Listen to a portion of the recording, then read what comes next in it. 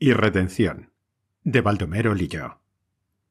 Cuando los últimos convidados se despidieron, la princesa, recogiendo la falda de su vestido constelado de estrellas, atravesó los desiertos salones y se encaminó a su alcoba, echando, al pasar, una postrer mirada a aquellos sitios donde, por su gracia y hermosura, más que por su simbólico traje, había sido durante algunas horas la reina de la noche. Sentíase un tanto fatigada, pero al mismo tiempo alegre y satisfecha. El baile había resultado suntuosísimo. Todo lo que la gran ciudad ostentaba de más valía, la nobleza de la sangre, del dinero y del talento, desfiló por sus salones, adornados con deslumbradora magnificencia. Pero la nota sensacional, la que arrancó frases de admiración y de entusiasmo, era la de las flores, de un pálido matiz de aurora, desparramadas con tal profusión por todo el palacio, que parecía una nevada color de rosa, caída en los vastos aposentos, cubriendo las consolas, los muebles, los bronces, derramándose sobre los tapices y haciendo desaparecer bajo sus carminadas plumillas la soberbia cristalería de la mesa del buffet. Guirnaldas de las mismas envolvían las arañas, trazaban caprichosos dibujos en los muros y orlaban los marcos dorados de los espejos.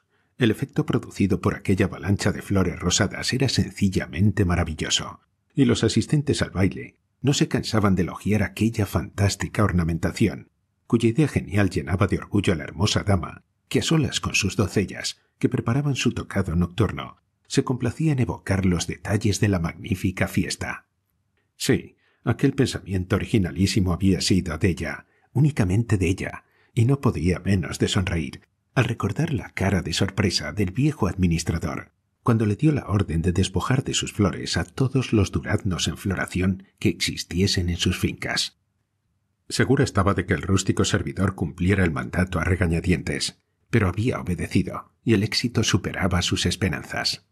Obsesionada por tan deliciosos recuerdos, se metió en la cama, y ya la doncella abandonaba en puntillas el aposento, cuando la voz de su señora la detuvo. Un deseo repentino, un capricho de niño mimado la había cometido de pronto. Quería dormirse respirando la suave fragancia de aquellas flores que tan dulces sensaciones le habían proporcionado. Obedeciendo las órdenes de su ama, la joven derramó encima de los cobertores puñados de aquellos rosados pétalos y suspendió del crucifijo de plata, colocado a la cabecera del suntuoso lecho, un trozo de guirnalda arrancado de una de las arañas del salón. La estancia quedó en silencio y poco a poco fue haciéndose más hondo el sopor de la bella durmiente. De pronto, se encontró transportada a una de sus fincas. El cielo estaba azul y un sol de primavera tibio y risueño acariciaba los campos.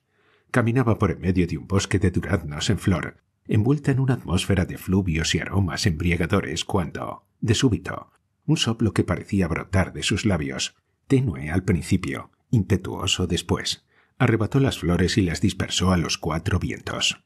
Tuvo miedo y quiso huir, pero los árboles, como espectros vengadores, le cerraron el paso y, fustigándola con su desnudo ramaje, la estrecharon hasta ahogarla con la pesadumbre de su haz inmenso. Sintió que su alma abandonaba la tierra y comparecía delante del tribunal divino, presa de una angustia y terror infinitos. Sentado en su trono, bajo un dosel de flamígeros soles, estaba el supremo, inexorable juez. A su derecha mostraba sus páginas el libro de la vida, y a su izquierda un arcángel sostenía con la diestra la balanza de la justicia. En el fondo, guardadas por ángeles con espadas de fuego, estaban las puertas del purgatorio y del paraíso, y a espaldas del arcángel veíase una concavidad negra por la que asomaba, apoyándose en sus garras y alas membranosas, la terrífica figura de Satanás. Como si todo estuviese calculado para aumentar sus congojas, el alma de la princesa viose obligada a asistir al juicio de otra que la precediera en aquel trance. Era esta la de un asesino y ladrón, mientras que en el platillo del mal formaban sus crímenes una montaña, en el otro, en el de las buenas acciones, nada había que contrarrestase el peso abrumador de las culpas. Pero la miseria puso en él una lágrima y un hilo de sus harapos, la expiación una gota de la sangre derramada en el patíbulo, y la ignorancia, despojándose de su venda, la colocó también en el platillo vacío, el cual salió esta vez de su inmovilidad inclinándose ligeramente. Satanás, que se preparaba para asir al condenado, hizo una horrible mueca. El alma que contaba por suya era enviada al purgatorio. Rechinó los dientes con rabia, y la vibración de sus alas, sacudidas por la ira, atronó las pavorosas concavidades del Averno. Aquel fallo revivió en el alma angustiada de la princesa la esperanza. Entre ella y un asesino y ladrón mediaba un abismo, y esta seguridad se acentuó viendo que, llegado su turno, el arcángel ponía en el platillo de las culpas solo unas cuantas flores ajadas y descoloridas. Su terror e inquietud se trocaron entonces en una alegría sin límites, al comprender que aquellas florecillas, cuyo peso podía neutralizar el más levísimo soplo, representaban todo el mal que había desparramado en la tierra. Cuán severamente se había juzgado.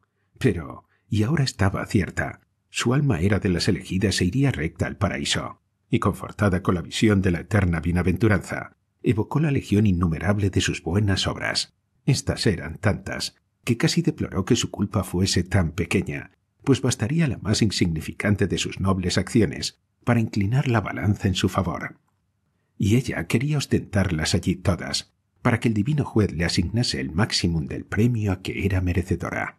Por eso, cuando fueron amontonándose en el platillo del bien sus actos de piedad religiosos, de caridad y de abnegación, sin que la posición de la balanza se modificase, sólo experimentó un principio de extrañeza, que se convirtió en asombro, viendo que el arcángel remataba su tarea poniendo sobre aquel cúmulo de virtudes las moles gigantescas de un hospital y de una suntuosa capilla con sus cimientos de piedra, una cruz de hierro fundido y su veleta de latón. Pero la balanza permaneció inalterable, y de súbito un espectáculo pavoroso llenó de espanto el alma de la princesa. Satanás, que se reía, abandonó de pronto el escondrijo en que estaba agazapado, y como una araña monstruosa, se colgó del platillo rebelde, y tras él, aferrándose del rabo y de sus ganchudas patas, se suspendieron todos los diablos y réprobos del infierno, sin que el peso de aquella cadena, cuyo último eslabón tocaba el fondo del séptimo abismo, lograse marcar la más leve oscilación en el fiel de la balanza inmutable. En el platillo, las flores habían desaparecido, y en su lugar veíase una montaña de duraznos en sazón, sobre la cual giraban miríadas de seres desde el corpúsculo imperceptible hasta el insecto alado de forma perfecta. Abejas zumbadoras, mariposas de alas irisadas, aves de plumajes multicolores, revoloteaban en derredor de los frutos en legiones innumerables, destacándose por encima de todo un inmenso follaje que, en forma de cono invertido, se perdía en el infinito. Y entonces fue cuando resonó la voz terrible. «Mujer, tu culpa es irrescatable. Todo el peso del infierno no ha podido equilibrarla. Al extirpar el germen, has detenido en su curso la proyección de la vida, cuyo origen es Dios mismo. Ve, pues, con Satanás por toda la eternidad». Un grito estridente, vibrante, puso en conmoción a la servidumbre del palacio. La doncella, que había acudido la primera, encontró a su señora incorporada en el lecho, presa de violentos espasmos nerviosos. La guirnalda suspendida del crucifijo se había roto y las flores yacían esparcidas en la almohada y cabellera de la dama, lo cual hizo exclamar a media voz a la joven. «Ya lo sabía yo. Dormir con flores es como dormir con muertos. Se tienen pesadillas horribles».